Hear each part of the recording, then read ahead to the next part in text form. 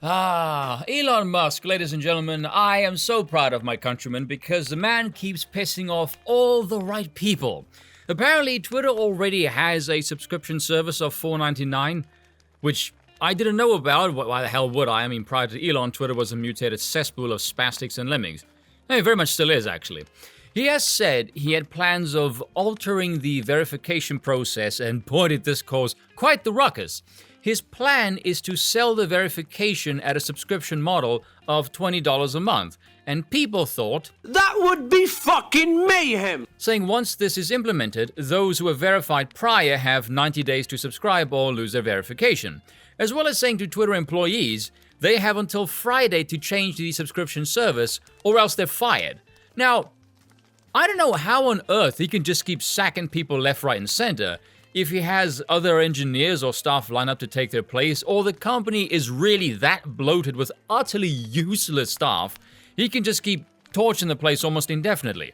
The original claim was up to 75%, which naturally instilled the fear of God into these Muppets. Then I've seen reports of 25% by today or tomorrow, so who the hell knows? Clearly the man runs a very lean ship. Which is not a surprise, he paid far more than the platform is really worth. Now it's his and people are freaking the hell out. Ooh, but my private company can do what it wants, so suck it, bitch. We don't hear from those people now, do we? Probably because they're too busy sobbing hysterically into their soy-soaked baby bibs. I like saying that phrase, baby bibs. It's funny. But if you happen to be unfamiliar with Twitter's landscape, first off, well done, and you scrolled through the comments in response to this piece of news, you would likely be confused and think these people are sad and lifeless, and frankly, the response seems disproportional and quite insane, so let me try and explain this. To understand the amusing spasm here, you have to look at Twitter prior and post Elon. So in light of some recent leaks of the DHS, most of which any sane person already knew, but it's always nice to have some solid evidence, Twitter was essentially used by the US government as a means to prop up and silence certain narratives to shape public opinion. The verification mark was part of this scheme. It was nothing but a public stamp to play this facade that this has some kind of an influence on society.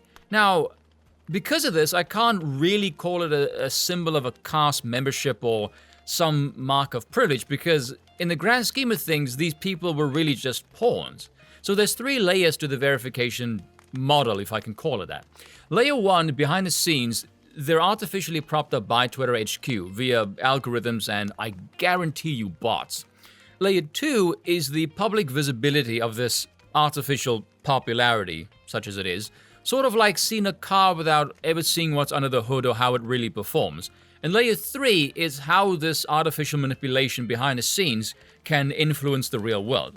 And we can see this when Elon came in. Anyone to the right of Mao boasted huge follower increases they would usually see over the course of weeks or months, some would see within mere hours. Everyone on the opposite end of the spectrum gets the reverse. Follower counts hemorrhage as the bots get purged, and their engagement plummets drastically. I mean, you could see this with Joe Biden. Over the course of several hours, the engagement drops by over 80% in some of them. MSNBC as well is notorious for this. Some of them have over 1 million followers. Their tweets would get not even 500 likes. So less than 0.03% would engage. So extremely few genuine humans would actually pay attention to anything these creatures have to say via Twitter. And this is what makes the Twitter verification now a market scheme freakout so bizarre. And whether they know it or not, the popularity, such as it is, was nothing but a facade, a smokescreen symbol of the old regime. Now that it's essentially a Bible rank, it's lost its prestige that was never really real to begin with. I find this so fascinating from a psychological perspective because these people appear genuinely upset at losing a so-called rank that was nothing but code. It's not real. Now, I've heard some idiots say, oh, it's to protect against fraud and it's our business, etc., etc. If it's your business, then consider the membership an investment in yourself and stop being such a stingy git. Hell, most of the people who have the verification mark earn 6 fucking figures. You're telling me $20 a month is somehow going to burn you? And don't tell me it's about principle, because these people don't have any of that either. And that is all for today. Thank you all for watching, and I will see you all next time.